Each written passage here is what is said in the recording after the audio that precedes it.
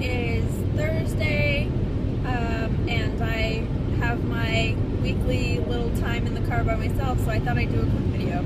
And I don't really just want to talk about what's been going on, so I've decided I'm going to do one of the tag videos that I've seen going around. So I'm going to do the 5 things I would tell my pregnant self. So yeah, okay. So first of all, I would tell myself to exercise during pregnancy. I really wasn't particularly active, and I did prenatal yoga for probably like the last 15 weeks, maybe, something like that, which I loved. It was great, but it was just once a week, and it really wasn't that much. And I mean, I would go out for walks occasionally and stuff, but for the most part, I was not active. So I would definitely want to be more active, actually pursue some kind of real exercise regimen or something like that, do prenatal yoga more than once a week, just kind of all of that. I feel like that probably would have been helpful during my labor. Who knows, but I think that just would have been better for me overall. I gained a lot more weight than I would have liked, and so that might have helped with that also. So that's the first thing. Second thing, kind of along the same lines, would be to try to eat better. I didn't eat horribly, but I definitely used the excuse of, well, I'm pregnant, so I can eat that. And so definitely, like, I would tell myself, I'm finding this hard to, like, figure out how to word this, but I would tell myself to eat healthier, and I mean, still allow myself the indulgences and stuff like that, but not see being pregnant as an excuse to, you know, go too far. So yeah, so eat healthier, eat better. It was hard during my first trimester. I actually lost weight during my first trimester of my pregnancy with Lex, and I've like had aversions to like most healthy food. It was rough, but then once I got so that I wasn't so nauseous and wasn't so sick when I was about 16 weeks, I think, I still was eating kind of the not as healthy food, because it was still appealing, but I really could have eaten some other stuff. So that's number 2. Number 3, so I don't know exactly how to word this, but like, let go of expectations, I guess. I had in my head that I wanted a particular birth experience.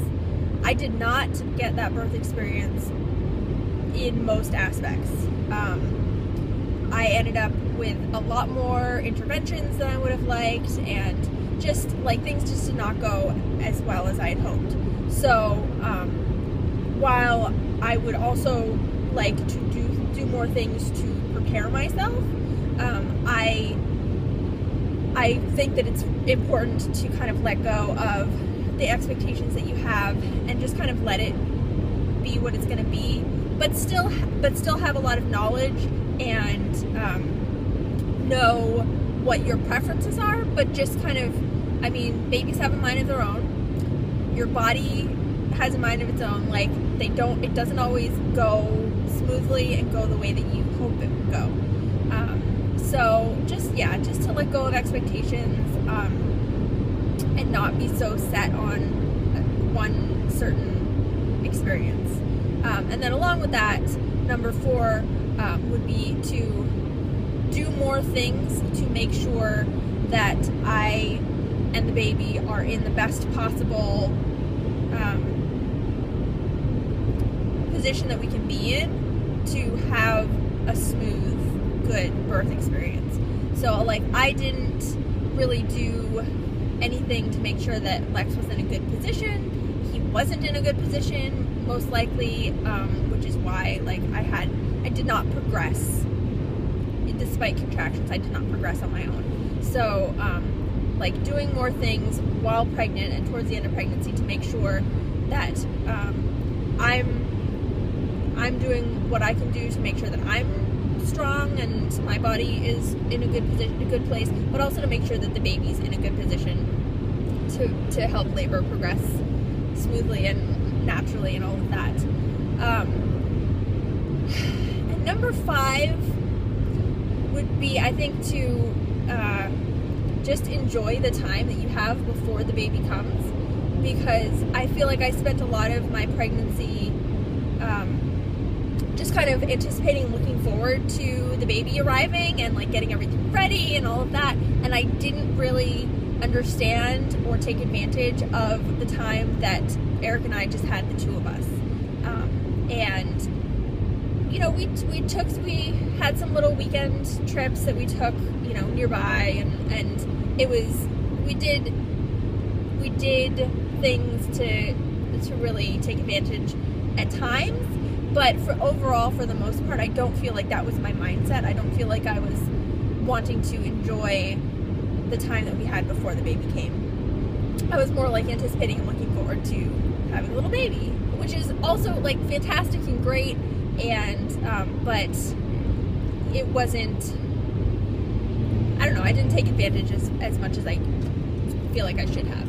And I'm actually going to tack on a 6th thing that I just remembered and thought of that, yeah.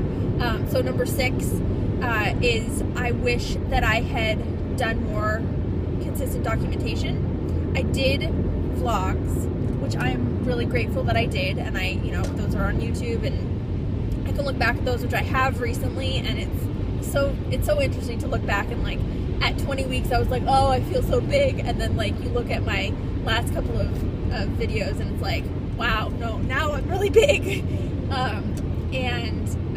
But I wish that I had taken weekly belly shots, or even daily belly shots, but like that's a little bit overkill, but like weekly belly shots. I wish I did do a little bit of documentation and like writing down symptoms and cravings and stuff like that, but I wish that I had done more. So, and I wish that I like had it in one place and had really kind of made that a priority. So yeah, so those are my 6 pieces of advice, the 6 things that I would tell my pregnant self, and hopefully I will remember this and take some of this advice for future pregnancies, but we'll see. So thanks for watching, and I will see you later. Bye.